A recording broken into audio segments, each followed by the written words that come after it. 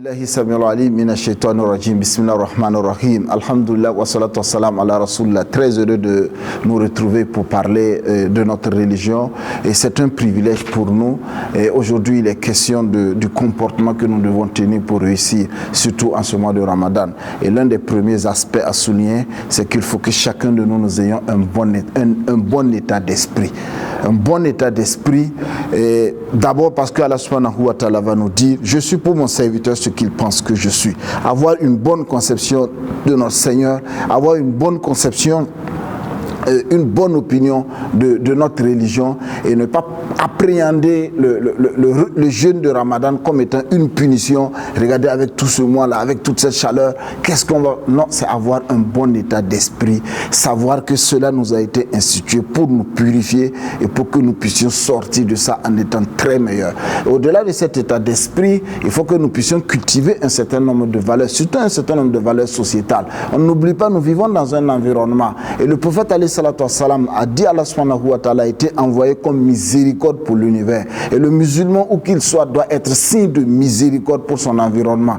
Et cette miséricorde, c'est à travers sa parole, c'est à travers ses actes qu'il pose. Voilà pourquoi le prophète a dit: fais pas partie de nous celui dont les autres ne sont pas à l'abri des méfaits de ses actes et de ses paroles.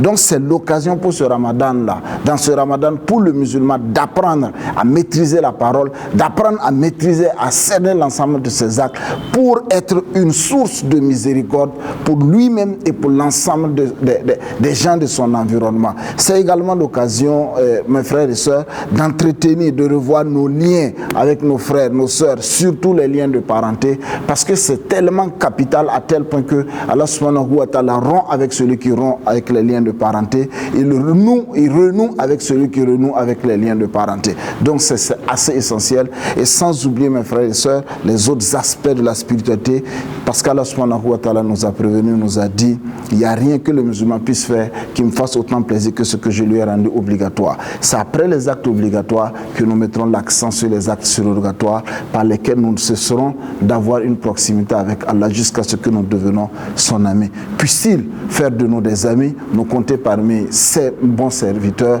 nous compter parmi les bienveillants, nous compter parmi les repentants et qui nous agrée et nous accepte. On n'oubliera pas, la foi musulmane, c'est une foi active qui nous impose un devoir de présence de qualité, surtout auprès de ceux qui souffrent, parce qu'en réalité, on en sera interrogé. Qu'Allah soit satisfait de nous. Assalamu alaikum wa rahmatullahi wa barakatuhu.